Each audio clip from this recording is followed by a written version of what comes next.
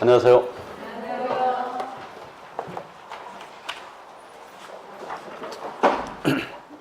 자, 토지거래 허가제. 지난주에 못 나간 부분 다 나갑니다.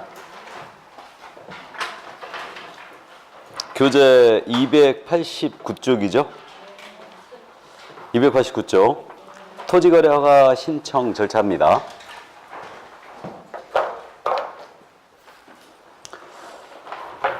자, 토지거래 허가 절차를 보겠습니다.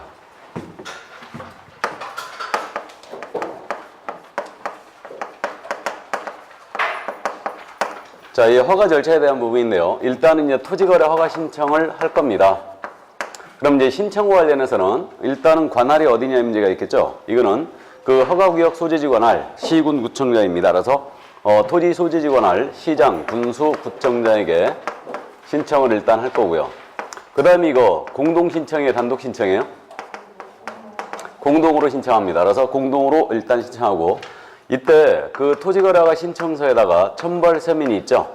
첨부할 서면은 토지 이용계획서가 첨부가 돼야 돼요. 이게 첨부가 돼야 되고, 취득자금 조달계획서가 있죠. 그래서 자금 조달계획서, 이것도 첨부가 돼야 됩니다.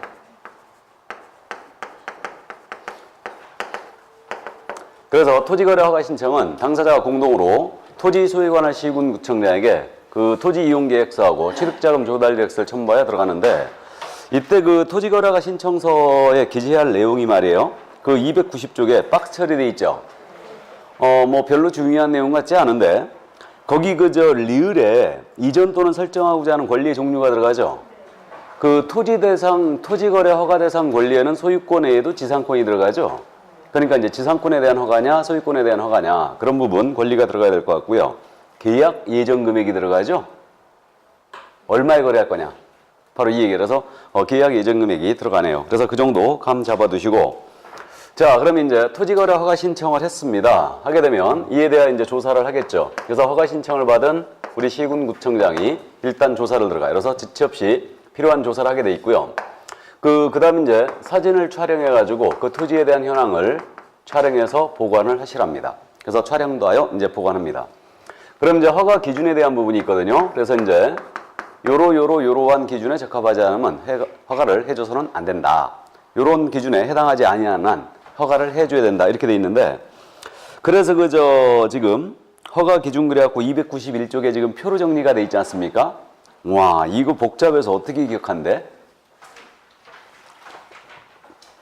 그래서 그 토지거래 신청 들어가면요, 토지거래 계약을 체결한 자의 토지 이용 목적이 다음에 어느 하나에 해당하지 아니하는 경우는 허가를 해줘서는 안 됩니다. 그러면 그 첫 번째 291쪽 맨 밑에 칸, 자기의 거주용 주택용지로 이용한답니다.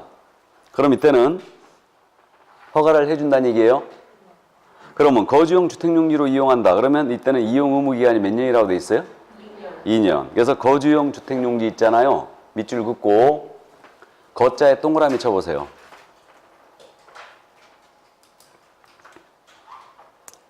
거주용 주택용지로 이용한다. 그러면 몇 년 사용하라고요? 2년. 다음에 두 번째 칸입니다. 그 밑에 칸. 허가구역을 포함한 지역의 주민을 위한 복지시설 또는 편익시설로서 관할 시군구청장이 확인한 시설에 설치해 이용하려는 경우래요.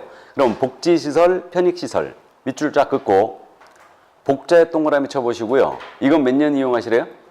2년 이용해야 돼요. 그래서 복지시설이나 편익시설로 쓴다. 그러면 허가를 해준다는 얘기예요. 자, 다음 넘깁니다. 그 다음에 이제 292쪽에 지금 허가구역에 거주하는 농업인, 임업인, 어업인 밑줄이에요. 농업인, 어업인, 임업인 밑줄 쫙 그으시고 농자에 동그라미 쳐보시고요. 농업인 할 때 농. 이들이 다음의 어느 하나에 해당하는 자가 또는 다음에 어느 하나에 해당하는 자가 그 허가구역에서 농업, 축산업 또는 어업을 경영하기 위하여 필요한 경우라서요. 경영하기 위하여 필요한 경우 그 정도 딱 밑줄 긋죠 뭐. 그럼 이때는 그 밑에 엄청 말이 많이 써 있는데 몇 년 사용하래요? 그래서 농업인 등이 그 농업 경영에 사용한다는 얘기죠. 그러면 이때는 그 이용 의무 기간은 일단 2년입니다. 또 2년은 항상 발음을 조심해야 되고, 자, 그다음 옆에 페이지로 가볼까요? 293쪽에 거기 그 공익사업을 위한 토지 등의 취득 및 보상에 관한 법률이라고 돼 있죠. 공취법. 공치법에 따른 또는 그 밖에 법률에 따라 토지를 수용하거나 사용할 수 있는 사업을 시행하는 자가 사업을 시행 밑줄을 딱 그어보고요. 사자에 동그라미 쳐보고요. 그 다음에 그 밑에 칸도 말이에요.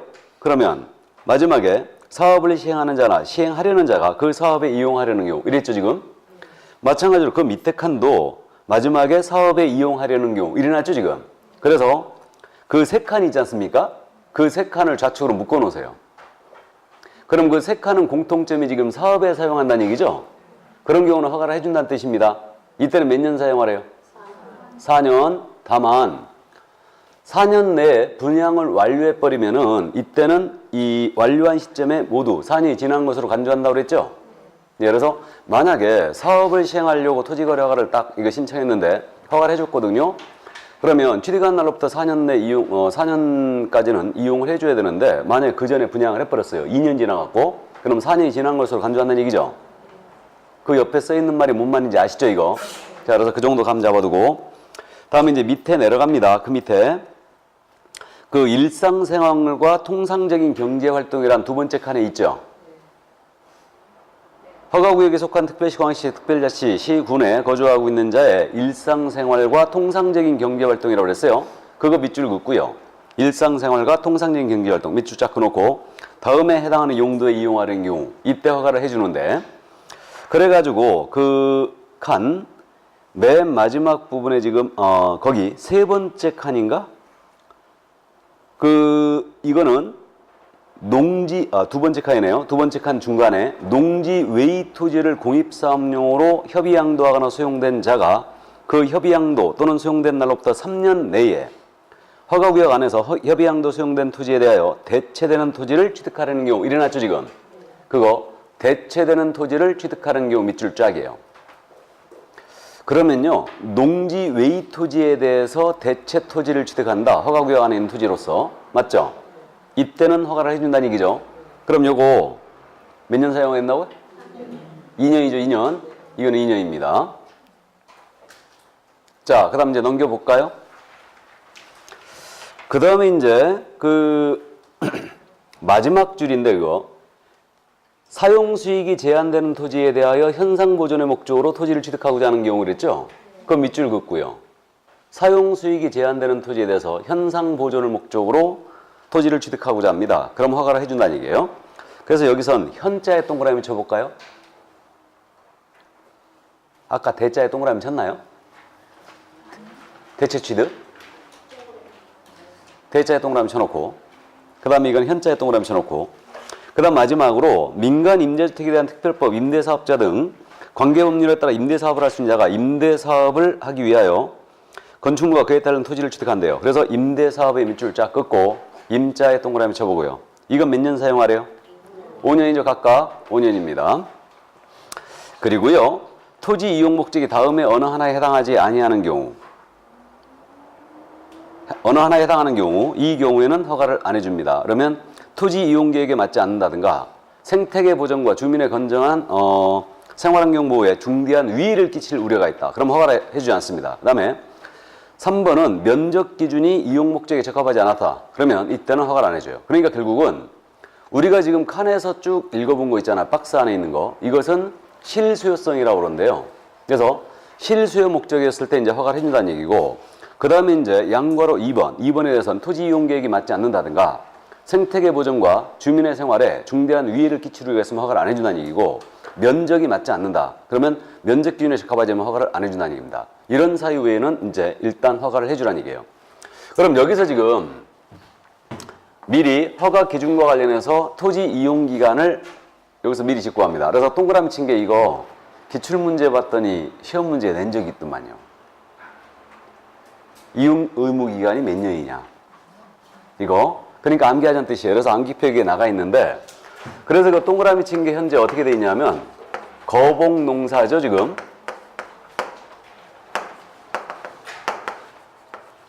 이렇게 돼 있어요. 거복농사 대현임. 맞죠? 그래서 이렇게 지금 동그라미 쳐놨는데 거복농사에서 끊고요. 대현임 이건데 거북이 농사래요. 거북이 농사. 거북이 농사는 통상 대박이래요. 대현임, 거북농사 대현임으로 기억합니다. 이거. 그럼 이거 거가 뭐겠어요? 거주용, 주택용지로 사용한다는 얘기죠. 이걸로 사용한다는 얘기고, 이거는 복지시설이라든가 편익시설에 사용한대요. 그 다음에 이거는 농업인 등이 농업을 경영하기 위하여 취득하는 거죠. 그 다음에 이거는 사업 시행에 필요한 거예요. 그래서 사업 시행에 이제 필요한 토지를 취득하는 경우고, 이거는 농지 외의 토지에 대해서 대체 취득한다고 그랬죠. 대체 취득하는 토지. 그래서 이제 허가를 해준다는 얘기고, 이거 현은 현상 보존을 목적으로 일단 토지를 취득하는 거예요. 또 이거는 임대사업을 하는 자가 임대사업을 위하여 토지를 취득합니다. 그럼 이제 허가를 해준다는 얘기인데, 요게 이용 의무 기간이 기본적으로 기억은 몇 년으로 해야 되겠어요? 2년으로 해야 되죠. 여기서 다 2년을 일단 간다고 기억을 하고요. 사업 시행 있지 않습니까? 사업 시행은 4자죠. 4년. 이해했어요? 자, 그러면 여기는 몇 년이에요, 지금? 2년을 이용하는 겁니다. 그 다음에 여기서 이제 통상적인 경제활동, 여기에 사용하는 토지들인데, 이거는 여기 대체 취득 있지 않습니까? 요거는 2년이에요. 여기서 지금 우리가 이 부분은 안 읽어봤는데, 농업인 등이 자기가 그 농지로 사용하는 토지를 수용당했잖아요. 그럼 대체 취득할 수 있거든요. 농업인이. 이때도 이용기간이 2년이에요. 근데 요것은 농지 외의 토지에 대해 대체 취득하는 거죠, 지금. 그러면 이것도 이용기간이 2년으로 가는 거예요. 그래서 이제 2년이고, 현상보존과 임대사업을 위하여 취득합니다. 이때는 이용기간이 몇 년? 5년입니다. 일단 이렇게 돼요. 그럼 나머지 기타 몇 년? 5년이다. 나머지 기타 5년이에요. 그래서 감 잡았어요? 사업 시행 몇 년이라고요? 4년. 4자니까 그렇게 이제 이해하고, 요거 일단은 현상보존하고 임대사업은 5년이다. 임대는 5년을 해야 되겠죠? 그래서 일단 이 정도 이제 감 잡고, 그래서 이렇게 기억을 해봅니다. 자, 그러면 요 정도 이제 기억을 해주고요. 그래서 이제 이런 기준에 적합하지 않았다. 그러면 허가를 해주지 않습니다. 면적에 맞지 않는다든가 주민의 생활 환경에 중대한 위해를 끼칠 수 있다. 그러면 허가를 해주지 않습니다. 감 잡았죠? 이 정도 감 잡고, 이제 조사 끝났어요. 그럼 이제 허가 불허가 처분해줘야 되죠. 그래서 허가 또는 이제 불허가의 처분을 이제 해주는데, 만약에 선매 사실이 있었잖아요. 그럼 그 사실을 통지해줘야 됩니다. 그래서 선매가 진행 중인 토지였다. 그러면 선매 사실을 통지도 해줘야 됩니다. 그럼 이거 처리 기한 있겠죠? 그럼 신청한 날로부터 허가 불허가의 처분은 며칠로 해주게 돼 있다? 15일. 그래서 민원 처리에 관한 법률에 따라, 민원 처리에 관한 법률에 따른 처리 기한 내에 처리하게 돼 있는데, 이번에 이게 시행규칙이 확실히 못을 박았어요. 날짜를 15일로. 그래서 15일 내에 허가 불허가의 처분을 해준다. 그럼 허가 처리 며칠 내주라고요? 15일. 그래서 15일 내 허가 불허가의 처분을 해줘야 되고요. 선매 사실이 있으면 그 사실을 통지해줘야 됩니다. 15일 내에. 그래서 이렇게 이제 됩니다. 그러면 이제 허가 불허가의 처분 여기까지 나갔습니다. 이제 계속 가죠. 그러면 나머지 이제 허가가 나갔어요. 그럼 허가가 나가면 어떠한 효과가 발생하는지 보겠습니다. 일단 허가가 나갔다. 허가 나가면 이때는 그 시군구청장은 홈페이지 있죠? 시군구 홈페이지에다가 이것을 게재를 해줘야 돼요. 홈페이지에다가 허가 나갔다. 이자에 대해서 허가 나갔고 어떤 토지에 대해서 나갔다 하고 홈페이지에 게재를 해주게 돼 있고, 만약에 허가구역 안의 토지가 농지였어요. 허가구역 안의 토지가 만약에 농지였습니다. 그러면 허가를 받았잖아요. 허가를 받게 되면 농지 취득자 증명을 받은 것으로 간주해버립니다. 이거 부연 설명 안 해도 뭔 얘기인지 아시죠? 이게 토지거래 허가구역이었어요. 근데 이 안에 토지가 농지가 있었어요. 그럼 이거 토지거래 허가구역이지 않습니까, 지금? 그럼 농지는 상식적으로 지금 오늘 공부할 텐데 농지 취득자 증명이 있어야 된다는 거 아시죠? 그러면 토지거래 허가구역 내 토지에 대하여 농지였습니다. 그럼 이것을 허가를 받아버리면 이때는 농지 취득자 증명을 받은 것으로 간주해요. 그럼 이때는 농지에 대해서 이제 허가를 해줬지 않습니까? 그럼 이 사실을 농림축산식품부 장관 있죠? 이자에게 통지를 해주게 돼 있습니다. 일단. 그리고 미리 이제 시구 운면자하고 협의도 했었어야 돼요. 그래서 이제 허가증이 나가면 농지증을 받은 것으로 간주합니다. 일단. 그 다음에 계약서에 거민제도 있다고 그랬죠? 그럼 또 허가증이 나갔습니다. 그러면 부동산 등기 특별취법에 의한 계약서의 거민을 받은 것으로 간주합니다. 거민이 의제돼요. 일단 이렇게 되고. 자, 그럼 이번엔 불어가 나갔습니다. 그럼 불어가 나가면 효과가 어떻게 되느냐? 불어가 나가면 일단은 이 불어가 나갔을 때는 그럼 내 토지 네가 사라. 매수 청구할 수 있어요. 매수 청구. 그래서 불어가 나가버리면 이 토지에 대하여 매수 청구할 수 있는데, 그럼 이거 매수 청구 기한이 있겠죠? 그죠? 나는 이 토지 필요 없으니까 네가 사세요 하고 이제 매수 청구할 수 있는데, 매수 청구는 몇 달 내에 할 수 있느냐? 1월이요. 1월 내 시군구청장에게 매수 청구를 합니다. 그럼 시군구청장은 이거 매수할 자를 지정하여 매수하게 할 수 있어요? 이때 매수할 자라는 게 국가나 지방자치단체나 공공기관이 있죠. 그래서 공공기관 등으로 하여금 토지 사세요 하고 이거 그렇게 할 수 있습니다. 그럼 이때 공공기관은 반드시 그 토지에 대한 권리를 매수해야 되나요? 네? 아니, 불어가 나갔어요. 그러면 내가 허가를 안 해줬다는 얘기예요. 불어가 나갔습니다. 그러면 내 토지 나 필요 없거든? 네 사. 그럼 꼭 해야 될 것 같아요? 아닙니다. 예산의 범위 안에서 매수하게 할 수 있다 그랬기 때문에 안 사도 됩니다. 이거 꼭 사야 되는 건 아니에요. 예? 어떻게 하게 못 파는 거지? 그거 어쩌라고 그럼? 그러니까 이제 이거 허가를 받을 수 있는 자를 물세 갖고 다시 팔아야죠, 뭐. 어쨌든 그래서 이렇게 매수 청구를 일단 할 수 있습니다. 그래서 매수 청구는 1월 내에 할 수 있다는 거. 그럼 반드시 매수해야 되는 건 아닙니다. 그럼 시군구청장에게 매수 청구하는 거죠? 그럼 매수할 자를 지정하여 매수를 하게 할 수 있습니다. 그런데 반드시 그들이 매수를 해야 되는 것은 아닙니다. 자, 그래서 이제 불어가 나갔을 때는 일단 매수 청구 할 수 있다는 거. 근데 허가 나갔을 때는 매수 청구할 수 없겠죠, 당연히. 상식적으로 이해해 주시고. 그 다음에 이제 허가 불어가 나갔지 않습니까? 그럼 허가 불어가 나가면 이것에 대해서 허가 불어가에 대해서 이의 신청도 할 수 있어요. 이의를 제기할 수 있다는 얘기죠, 지금. 그러면 허가에 대한 것뿐만 아니고 불어가에 대한 것뿐만 아니고 허가가 나갔어도 이의 신청할 수 있어요. 그래서 이의 신청을 할 수 있는데 이것도 역시 기한이 있겠죠. 1월이에요. 그럼 토지거래허가 절차는 그냥 찍어도 1월이네요. 맞죠? 그래서 불허가 처분에 대해서 매수 청구할 수 있고, 그러면 이제 이의 신청도 할 수 있다. 그럼 여기서 말이에요. 매수 청구를 시군구청에 할 때 그럼 내 토지 네가 사라. 그럼 이제 살 가격이 문제죠. 살 가격은 공시지가를 기준으로 합니다. 그럼 공시지가 시세보다 훨씬 싸든가요? 그러니까 내가 필요 없으니까 네 사라. 그러니까 이제 이거는 이제 공시지가를 기준으로 매수하게 할 수 있습니다. 자, 그럼 그 정도 감만 잡아두시고 이제 296조 무허가계획의 효력 및 제재로 넘어갑니다. 이건 헷갈리니까 일단 허가를 받지 아니하고 계약을 체결했다. 그러면 허가를 받지 아니하고 계약 체결했을 때 두 가지만 짚고 가자고요. 이 계약은 무효라는 거 아시죠? 그래서 이 계약은 무효. 사법적 효력이 발생되지 않습니다. 그래서 결국은 토지거래허가 제도는 효력요건이죠? 계약의 효력에 영향을 미쳐요. 효력요건입니다. 그러면 허가를 받으면 계약이 확정적으로 유효하게 되는 거죠. 그래서 이거는 실질은 허가로 돼 있지만 성격이 인가예요. 그래서 계약의 효력을 보충해 주는 것을 행정법에서 뭐라 한다? 인가라 한다. 인가예요. 이걸 인가라 합니다. 그래서 그냥 이건 금지를 풀어주는 해제 의미가 아니에요. 기억나세요? 우리 등록 공부할 때 제가 그 말씀 드렸죠.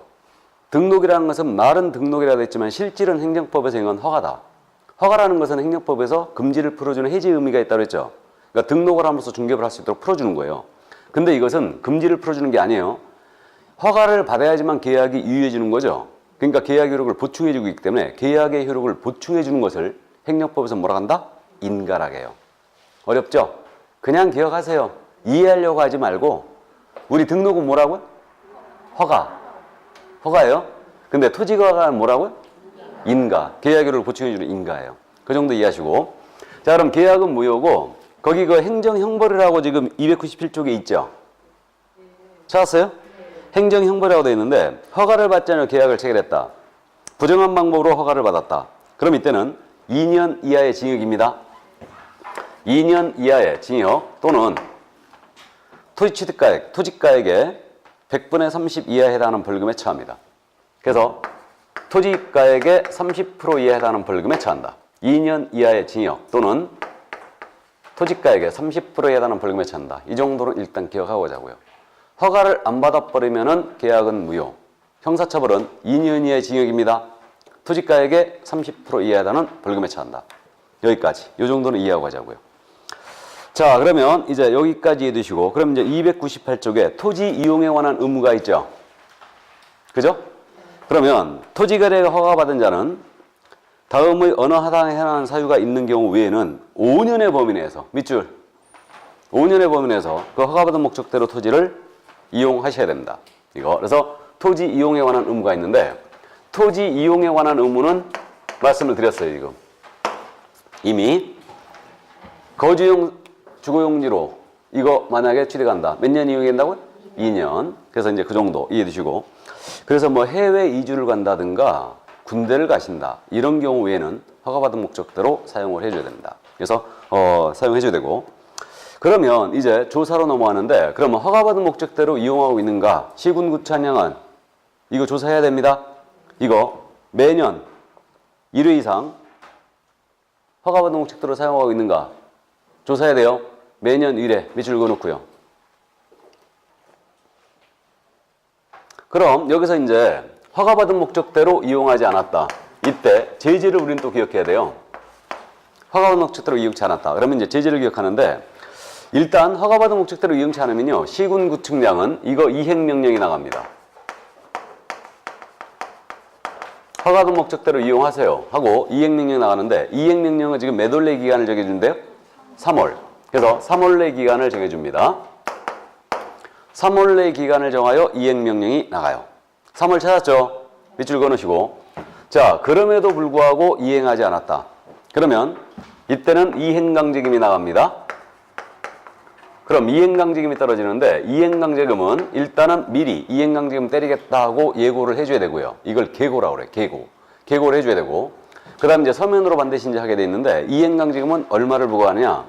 토지 취득가액이에요. 토지가액의 100분의 10이죠. 그래서 10% 이하에 해당하는 금액으로 이행강제금을 부과한다. 그래서 이행명령 나갔는데 거기에 이행치 않았다. 그래서 3개월 내 이행치 않으면 이행강제금이 떨어지는데, 이행강제금은 토지가액의 최고 10%에 이거. 그래서 토지 취득가액의 최고 10%가 이행강제금이 떨어집니다. 이건 매년 부과하게 돼 있어요. 매년.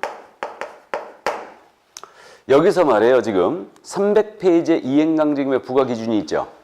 맨 위에 박스. 이것도 내가 기출문제 찾아봤거든요. 출제한 적이 있을까? 이것도. 있더라고, 이것도. 미친 거 아니야, 이거? 아니, 실무적으로 말이에요. 실무적으로, 우리는 항상 실무를 저는 생각한다고 그랬는데, 실무에서 그럼 토지거래 허가제도에 대해서 의뢰인회가 브리핑할 때, 이거, 이 정도의 기간을 이용해줘야 됩니다. 이건 알고 있어야 되겠죠. 이용 의무 기간까지는 좋아요. 이거 이용 안 하면 이행강제금 떨어집니다. 이것도 좋아요. 근데 얼마를 때리는가?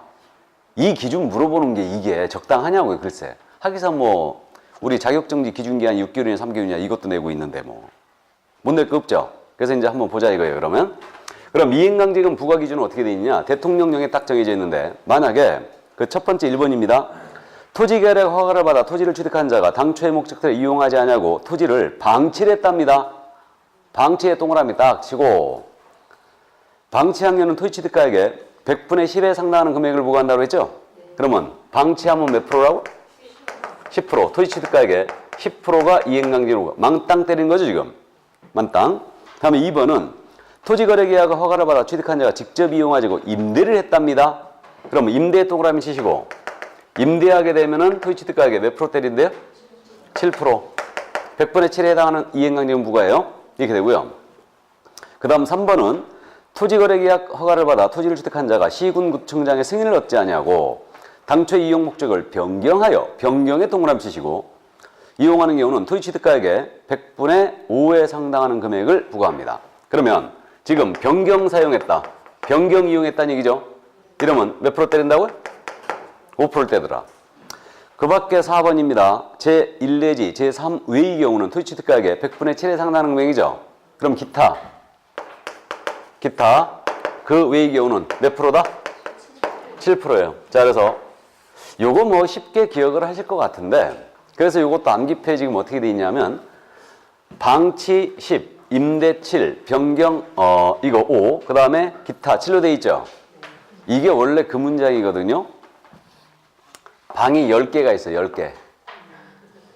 방이 10개가 있는데 세를 놨다는 얘기예요. 임대를 몇 개 했다? 7개. 7개 했는데 그 임차인들이요. 5개는 변경 사용한대요. 용도를. 5개는 나머지 기타는 색칠했대요. 벽에다가. 이해하셨어요? 방이 몇 개라고요? 10개. 임대 몇 개 했다고요? 7개 했어요. 그 중에 이거 용도 변경한 게 몇 개? 5개. 나머지는 색칠했답니다. 됐죠? 그렇게 이제 참고해 봅니다. 안 내는 게 좋을 것 같은데 만에 내면은 맞춰버리라고 생각하고. 아셨죠? 예, 그래서 이 정도 이해해 주시고요. 그러면 이제 이렇게 그저 이행강제금이 이제 최고 10% 범위에서 부과되고 그 기준은 이렇게 됩니다. 그래서 이행강제금 부과 기준은 일단 이렇게 된다는 거. 그래서 이제 이 정도 이해해 주시고요. 그러면 이행강제금 부과에 대해서 이의 제기할 수 있겠죠. 그죠? 이것도 이의를 제기할 수 있는데 이 이행강제금 부과에 대한 이의 제기는 며칠 내에 할 수 있다고 돼 있어요? 30일 내. 아, 숫자 진짜 헷갈려 죽겠네 이거. 이건 또 이의 제기가 30일이죠? 근데 이거 이의 신청은요? 1개월. 맞죠? 토지거래 허가 불허가 처분 나갔어요. 여기서 이의 신청할 수 있다고 그랬죠? 요 이의 신청은 몇 달? 1월. 근데 이행강제금 부과에 대한 이의 제기는 30일에. 네, 참 뒤로워서. 설마 이런 거 안 바꿔내겠지. 기억은 일단 1월로 하세요. 1월로 하고 이행강제금에 대한 이의 신청은 이의 제기는 일단 30일이다. 이거는. 자, 그 밖에 이제 허가받은 목적대로 계속 사용치 않았다. 그럼 나중에 이제 허가를 취소해버릴 수 있고요. 허가 취소하기 전에 청문을 먼저 실시하게 되어 있습니다. 참고하시고. 자, 그래서 이 정도 이해해 두시고 이제 선매로 가죠. 선매. 그럼 이 선매제도는 상당히 좀 낯섭니다. 낯선데 이게 지난 순환 때 제가 말씀드리길 선매를 한자로 쓰게 되면은 이게 먼저 선자라고 그랬죠. 먼저 선자에다가 이 매자를 쓴다고 그랬는데 요 이 매자가 살매자라고요? 팔매자라고요? 예? 살매자죠 이거. 이게 팔매가 되려면 위에 선비사가 붙어야 되죠. 위에. 그래 이제 팔매가 되고 이건 살매예요. 그러면 먼저 산다란 뜻이네요. 그래서 토지거래 허가 신청 토지 있잖아요. 그 토지에 대해서 이게 공익사업용으로 쓸 토지였다. 또는 허가받은 목적대로 토지를 이용치 않는다. 그럼 공공기관 등이 토지주택공사라든가 이런 데서 토지를 이게 매수하고자 원한다. 그럼 그게 매수하게 할 수 있다는 얘기죠. 이게 선매예요. 그러면 이것은 이거 매수 청구하고 차이가 있죠 지금. 허가 신청 들어갔는데 불허가 나가 버렸어요. 그러면 나 이 토지 필요 없거든. 나 소유권 필요 없거든. 재산권 필요 없거든. 네 사. 그럴 수 있다는 얘기죠. 근데 이거 선매라는 것은 공익사업용을 쓰기 위해서 이 토지가 공익사업용을 쓸 거다. 그러니까 공공기관에 먼저 내가 사겠다고 하는 거예요. 이게 바로 이제 선매입니다. 이게. 그러면 일단은 그 공익사업용 토지라든가 허가받아 이걸 그 허가받은 목적대로 이용치 않았다. 그럼 이 토지가 만약에 공익사업용을 쓸 토지였다면 그것을 시군청은 매수하게 할 수 있습니다. 이것을 선매라 한다. 그러면 여기서 참고인데요. 나중에 이제 5, 6월 달에나 문제풀이 과정에서 이런 부분이 언급이 될 건데 불허가 처분에 대한 매수 청구할 때는 소유권 외에도 지상권을 사게 할 수도 있습니다. 맞죠? 허가 대상이 소유권이나 지상권이 대상이잖아요. 그러면 매수 청구할 수 있는 권리는 지상권이라든가 소유권이 들어가고 있는데 선매라는 것은 소유권만 들어가는 겁니다. 지상권은 아니에요. 뭔 말인지 되시죠? 그래서 이거는 결국은 선매는 그러면 그거 공공기관 등이 이걸 협의하여 토지를 지금 매수한다는 얘기죠? 토지 소유자와 협의하여 매수하는 거예요. 소유권을 취득하는 겁니다. 이거는. 그래서 그 차이가 좀 있어요. 그 차이가 있고. 그렇기 때문에 이건 협의 매수이기 때문에 강제적으로 토지에 대한 권리를 취득해버리는 수용과는 차이가 있는 거죠, 지금. 그래서 그렇게 됩니다. 그럼 이제 선매 절차는 어떻게 되느냐? 그러면 일단은 이게 이제 선매 대상 토지가 됐으면은 시군구청장은요, 선매자를 지정해야 되죠. 맞죠? 그래서 시군구청장이 선매자를 지정을 해요. 선매자를 지정하여 이것을 통지를 해주게 돼 있습니다. 그러면 선매자 지정 통지는 몇 달 내하게 돼 있느냐? 한 달 내하게 돼 있어요. 1월 내. 그러면 만약에 주택공사, 토지주택공사가 선매자로 지정이 됐다. 그러면 이거를 그 허가 신청 들어온 자에 대해서 통지해 준다는 얘기죠. 그래서 한 달 내에 정하여 이제 통지를 해줍니다. 그럼 선매자로 지정된 토지특공사 있죠. 토지특공사는 한 달 내에 다시 선매 협의를 완료해야 됩니다.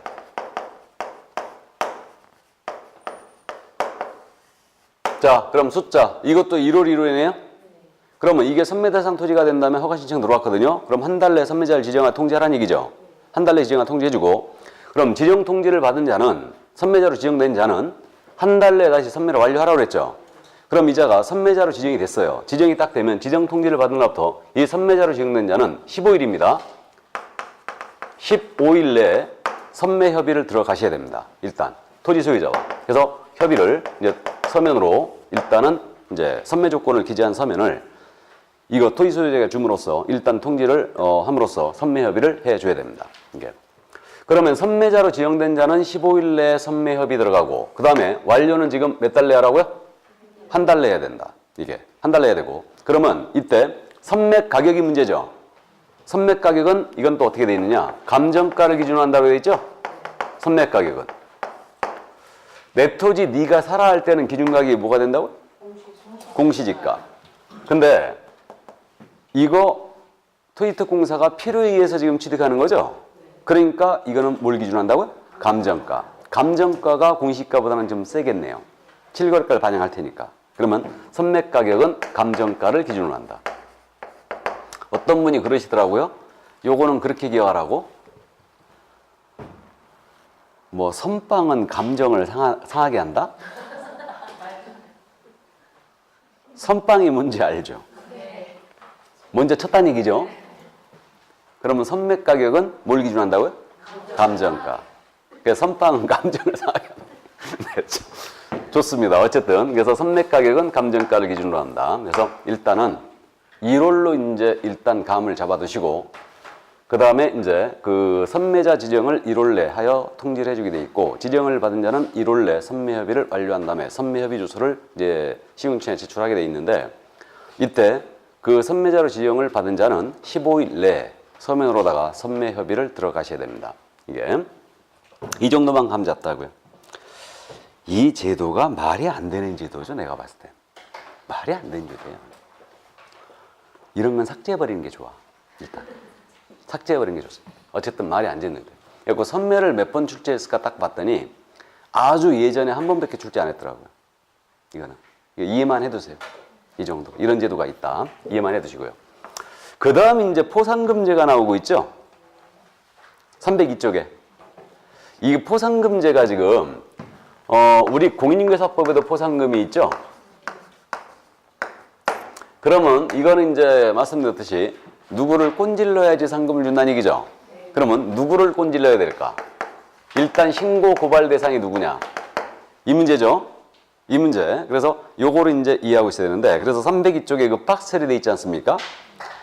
1번이 부동산 등의 실제 거래가 거짓으로 신고한 자 일어났죠. 거짓 신고. 이거 주의해야 될 것 같은데요.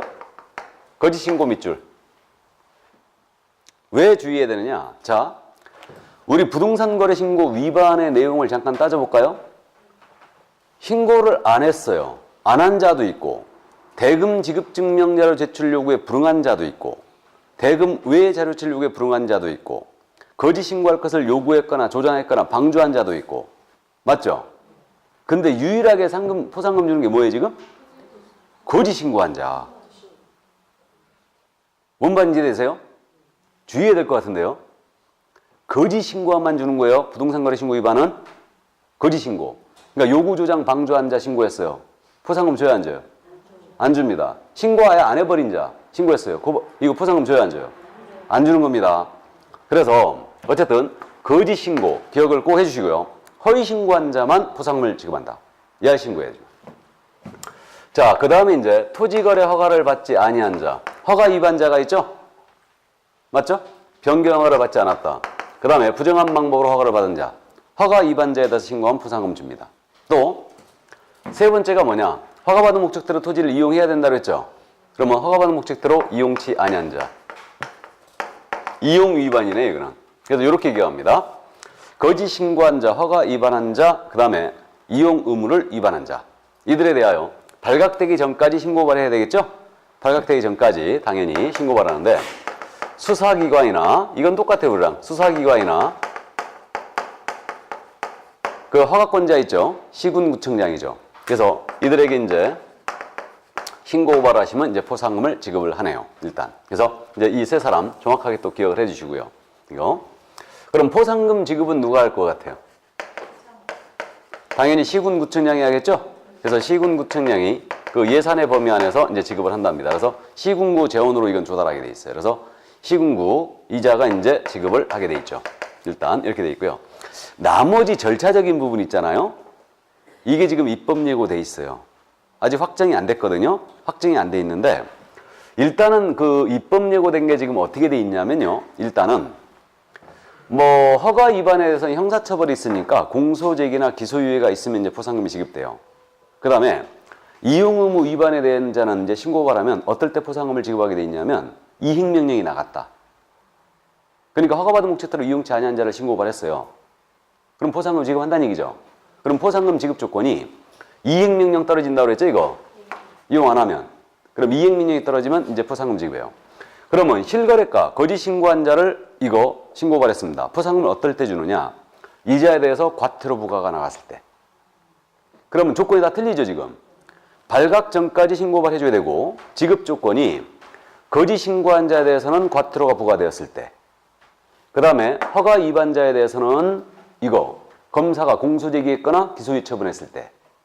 그 다음에 이용 의무 위반자에 대해서는 이행명령이 나갔을 때. 틀리죠, 지금. 그래서 이런 조건이 나오게 되면 이제 지급을 결정합니다. 그럼 이제 지급을 하겠죠.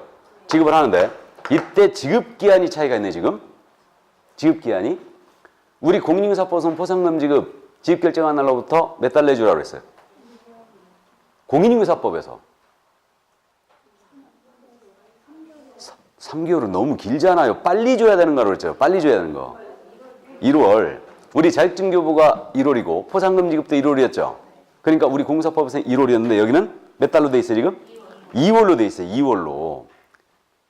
아니 1월로 통일하든가. 어?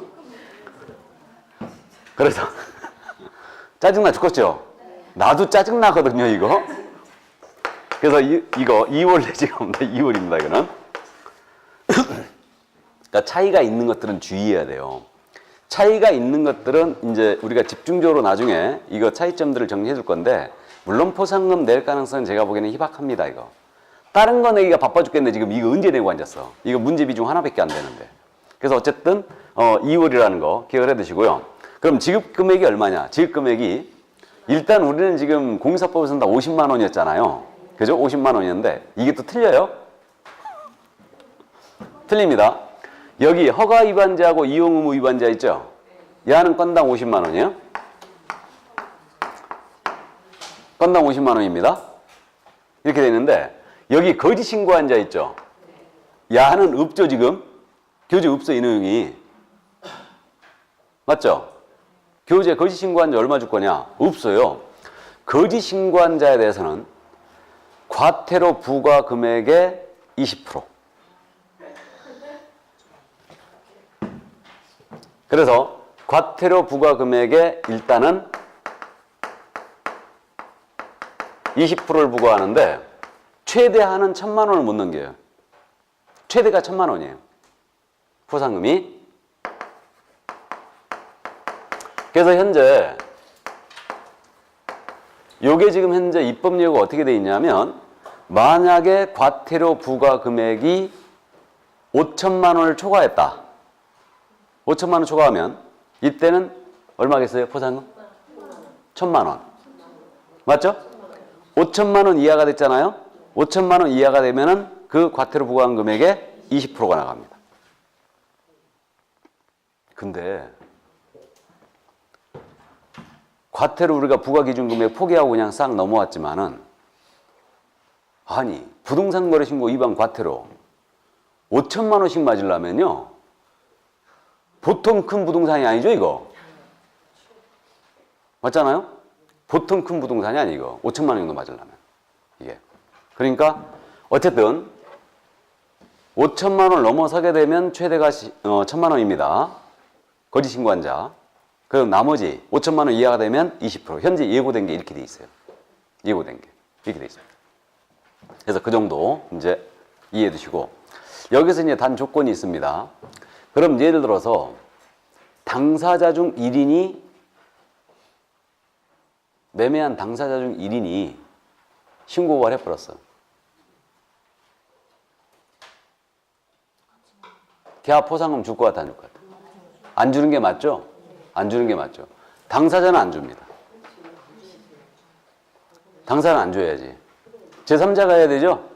그겁니다. 그래서 일단 그 정도. 이게 입법예고가 되고, 그러니까 이게 현재 확정이 되면 말씀을 드리겠습니다. 그리고 이번에 지금 입법예고한 게, 제가 그 지난주에 그 변경신고 있죠? 변경신고. 변경신고 잔금지급을 삭제해버린 거 잘못했다고 그랬죠? 변경신고라는 제도가 부동산 거래신고에서 그것 때문에 들어왔다고 했잖아요. 잔금 빨리 주면 대금 깎아줄게. 이것 때문에 들어왔다고 했죠? 근데 변경신고상에 잔금지급이 삭제돼 버렸잖아요, 지금. 그게. 그래갖고 내가 그랬지 않습니까? 그 담당자 그놈아가 술 잔뜩 처먹고, 그 법 만들어 놓은 거라고. 잘못했고 삭제해버린 거라고. 아니나 다를까? 이번에 입법예고하면서 잔금지급을 다시 부활시켰어요. 부활시켜놔야지. 실수한 거지, 그거. 분명히 있어야 되는데. 어쨌든 그래서 이 정도 감만 잡아두세요. 그래서 포상금 이 정도 감만 잡아두고, 자, 그러면 이제 나머지 문제 내용 넘어갑니다. 가볍게. 304쪽에 지가동향조사라고 나와 있죠? 그래서 국토부 장관 시도지사는요, 이 지가 변동률을 조사하게 돼 있거든요. 그러면 국토부 장관께서는 지가 변동률을, 거기 국토부 장관의 지가 동향 조사라고 돼 있죠? 그럼 국토부 장관은 지가 변동률을, 전국의 지가 변동률이에요. 전국의 지가 변동률을 연 1회 이상 조사하게 돼 있습니다. 연 1회 밑줄 쫙 그어놓고, 국토부 장관은 전국의 지가 변동률에서 연 1회 이상 일단은 조사하게 돼 있고요. 그 다음에 뭐 자료 제공 요청 당연히 할 수 있고요. 그 다음에 시도의사의 지가 동향 조사라고 나와 있죠. 그래서 시도의사께서는 이거 수시란 말 삭제했죠. 그래서 수시란 말 삭제했고, 그래서 시도의사는 당연히 자신의 관할구역 안에 있는 지가 변동률을 조사하는 겁니다. 이때 시도의사가 조사하는 방법은 어떻게 돼 있냐면 1번 개황조사라고 돼 있죠. 개황조사. 개황조사는 분기별로 한 번 하는 거예요. 분기별 한 번 조사가 바로 개황조사입니다. 아니, 말을 좀 쉽게 하지. 개황조사가 뭐야? 그냥 분기별 조사라고 그러면 되잖아. 맞죠? 분기별 1회 하는 게 개황조사예요. 그 다음에 개황조사 했거든요. 토지거래 허가구역 지정 가능성이 있다. 개연성이 있는 지역이다. 그러면 이때는 지역별 조사를 합니다. 그럼 이건 월 1회 하는 조사다. 그러면 될 거 아니에요. 맞죠? 뭔 또 지역별 조사냐고. 지역별 조사하고 월 1회하고 뭔 상관이 있는데, 담당자 이놈한테 전화해 뭐라 좀 해야 되겠어요, 이거. 어쨌든. 그 다음 특별집중조사는 토지거래 허가구역 지정 가능성이, 이거 지역별 조사를 했는데 아주 개연성이 높다. 허가구역 지정 가능성이, 개연성이 아주 높다면 이때는 특별집중조사를 합니다. 감 잡았어요? 이 순서대로 조사한답니다. 그래서 시도의사께서는 분기별로 한번 개황조사를 하고요. 그 다음에 개황조사한 결과 월 1회 그 지역별 조사를 하게 돼 있고요. 그 다음에 지역별 조사를 했더니 아주 토지거래 허가구역 지정 개연성이 높다. 그러면 이때는 이제 특별 집중조사를 한답니다. 그래서 이 정도 감만 잡아두시고. 자, 그럼 넘깁니다. 권리의무의 승계가 나와 있는데, 그래서 허가구역 내 토지에 대하여 만약에 이 토지의 소유권이나 지상권을 취득한 자 있죠? 이걸 승계받은 자는 그 권리의무 모두 승계하고요. 행정처분 같은 거 있죠? 이행명령 같은 거, 이거 그대로 다 승계합니다. 감 잡았죠? 이 정도만 이해해 두시고. 그러면 작년에 문제 어떻게 나왔나 한번 볼까요? 자, 토지거래 허가 등에 관한 설명으로 옳은 것은, 작년 문제였습니다. 이 공법에서 나왔던 문제죠. 1번입니다. 도시지역 외의 지역에 있는 허가구역에서, 도시지역 외라고 그랬죠 지금? 90제곱미터 이하를 매매하는 경우는 허가를 요하지 아니한다. 맞았네요. 도시지역 외에 이하는 몇 제곱미터 기준면적이었어요? 1000이었죠. 농지는 500. 기본은 250이었죠. 그러니까 이하 90제곱미터라면 당연히 허가를 받을 일이 없어요. 1번 정답 떨어졌네. 바로. 그러니까 기준면적 꼭 암기하고 있어야 되겠죠. 이건 자주 묻고 있습니다. 기준면적은. 다음 2번이에요. 시도의사나 허가구역을 지정하려면 지방의회 의견을 듣고 중앙도시계획위원회 심의를 거쳐야 된다. 자, 허가구역 지정할 때, 우리 국장이 지정할 때는 이때는 중앙도시계획위원회 이거 심의를 거쳐야 된다고 그랬죠. 그럼 시도의사가 지정할 때는요? 시도 도시계획위원회 심의를 거쳐야 되겠죠. 지방의 의견을 듣지 않습니다. 그러므로 2번 틀렸고요. 그래서 시도 도시계획위원회 심의를 거치죠. 3번 지문이에요. 허가구역 지정은 이를 공고하고 일반이 연락할 수 있는 날로 끝난 날부터 5일 후에 효력이 발생한다. 장난쳤죠? 허가구역 지정을 하게 되면 지체 없이 우리 국장하고 시도지사는 공고하게 돼 있죠? 그럼 공고 후 며칠 후에 효력이 발생한다고요? 5일이죠. 5일 후에 효력이 발생하는데 일반이 열람할 수 있는 날이 끝난 날이 아닙니다. 공고한 날로부터 5일 후에요. 그냥 이거 시군구청장은 이거 일반이 볼 수 있도록 열람해 줘야 된다고 했죠? 며칠 이상? 15일 이상. 7일 이상 시군구청장 공고해 주고요. 15일 이상 열람할 수 있게 해줘야 돼. 이제 그때부터 효력이 발생하는 게 아니고 시도지사나 국장이 지정을 했잖아요. 그러면 그 지정 공고를 한 후 5일 후에 효력이 발생해요. 그 다음에 이제 4번입니다. 허가구역이 동일한 시군 구안의 일부 지역인 경우는 시군구청장이 허가구역을 지정한다. OX, X. 동일한 시군구였어요. 그러면 시도지사죠. 원칙. 이거 지정권자하고 허가권자하고 헷갈리면 안 됩니다. 지정권자는 국장 또는 시도지사죠. 토지거래 허가권자는 시군구청장이죠. 그래서 지정권자는 시도지사가 되겠죠. 4번 지문은 5번입니다. 토지거래 계약에 불허가 처분을 받은 매도인은 불허가 맞았어요. 지금 90일 이내에 시군구청장에 이의를 신청할 수 있다. 이거 불허가 맞으면 이의 신청 몇 달? 1월. 매수 청구도 1월. 90일이 아니죠. 자, 그래서 정답은 1번이었습니다. 근데 지금 문제를 작년 문제만 딱 봤을 때 토지거래 허가 지정 절차하고 기준 면적하고 지금 여기에 대해서 나머지는 다 안 물었죠, 지금. 그죠? 그러니까 지금 이쪽에 있는 부분은 하나도 손을 안 댔잖아, 지금. 맞죠?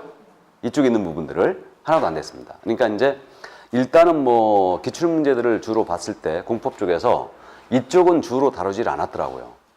근데 이제 이용 의무기한이라든가 이런 부분들은 일단 감을 잡고 있어야 되고 이행명령, 이행강제금 이 정도는 감을 잡고 있어야 돼요. 실무적인 차원에서 이런 것들은 중요합니다. 왜? 의뢰인한테 얘기를 해줘야 되니까.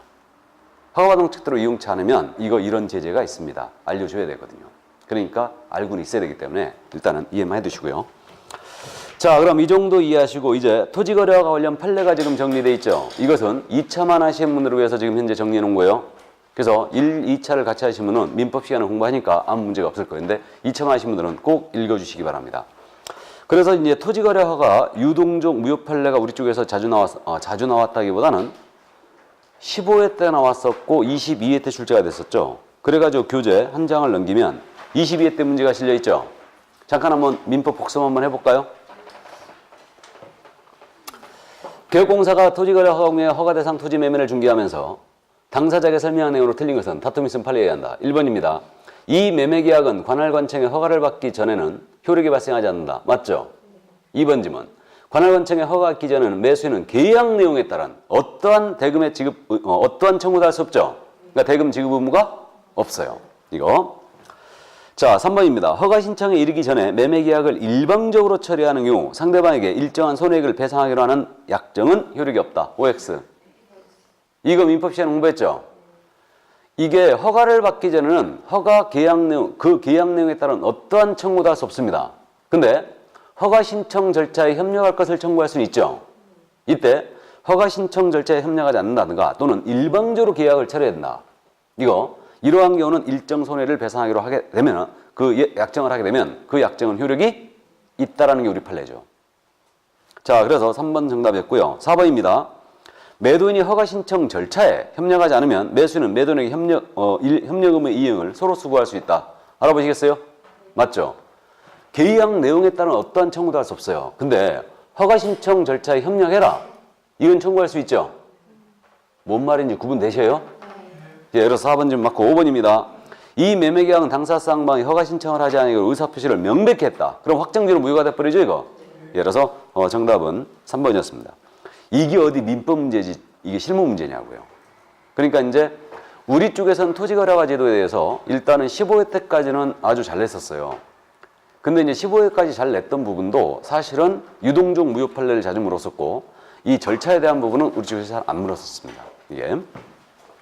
자, 그 다음에 그 밑에 부동산 정보관리가 있는데 이거는 참고하세요, 그냥. 정보관리는. 그러면 법령 파트 다 끝났죠? 끝났습니다. 그럼 이제 실무로 들어가죠. 312쪽.